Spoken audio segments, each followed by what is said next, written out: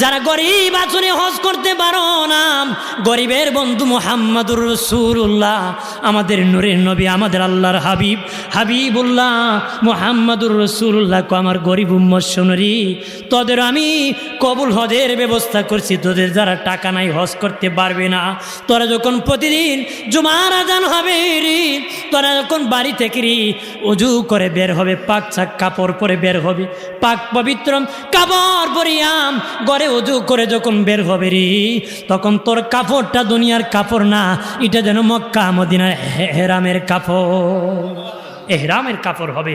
পাক চাক কাপড় পরে আমাদের দেশে বেটা বিয়ের বাড়ি যায় নতুন কাপড় পরে, শ্বশুর বাড়ি যায় নতুন কাপড় পরে, মসজিদে আয়বেলা ফারা সিরা চিতি পরে আছে ময়লা কাপড় দিয়া। কথা হয় না? দুনিয়ার বিয়াই বড় না আল্লাহ বড়? বিয়ার সামনে যদি ফারা কাপড় নতুন কাপড় নিয়ে দাঁড়ান, আল্লাহর দরবারে খারুলতে এর সে দামিটা নিয়ে দাঁড়াতে হয়। কথা হয় না? এই কাপড় দিয়েছে কে? এই জন্য জুমাবারে নামাজের মধ্যে সবচেয়ে দামি যে উত্তম কাপড়, এটা পরে দাঁড়াবেন। মারহাবা বলি। নবী বলেন জুমাবার দিন তোমরা যদি পাক চাক কাপড় পরো, মনে করবা এহরামের কাপড় পরলাম, এরপরে তোমরা উজু করে যদি বাড়ির থেকে বের হও, মসজিদে আসি নয় উজু বাবা, বাড়ি থেকে উজু।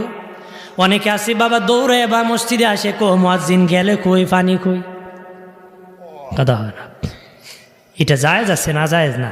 কিন্তু বাবাজি নবী বলেন যে ব্যক্তি বাসা থেকে উজু করে রওনা করবি, ওই ব্যক্তি যেন মক্কা মদিনা রাস্তা দিয়া আরাফার ময়দানে হাঁটিয়া গেল রে। আনা উজুতে বিনা উজুতে মসজিদের দিকে রওনা করলে মনে করবা এটা শুক্রবারের রাস্তা, উজু করে রওনা করলে মক্কা মদিনার রাস্তা হবে। উজু করে রওনা করলে নবী কই এটা আরাফার রাস্তা, মক্কা মদিনার রাস্তা। আর বিনা উজুতে রওনা করলে এটা হলো শুক্রবারা, এটা শাস্তাগণ, এটা ঢাকার রাস্তা। এটা কি আমার বানের বাবাজি? দিনে নবীজি বলেন ওই জুমার নামাজে যখন তোমরা ঢুকে পড়বা, জুমার নামাজ পরে আবার ওই উজু সহ যখন বাসায় ফিরবা।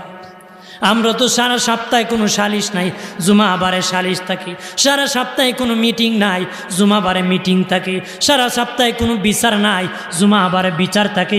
নবী বলেন তোমরা দেরি করবা না, জুমা পড়িয়া যখন ওই কাপড় সহ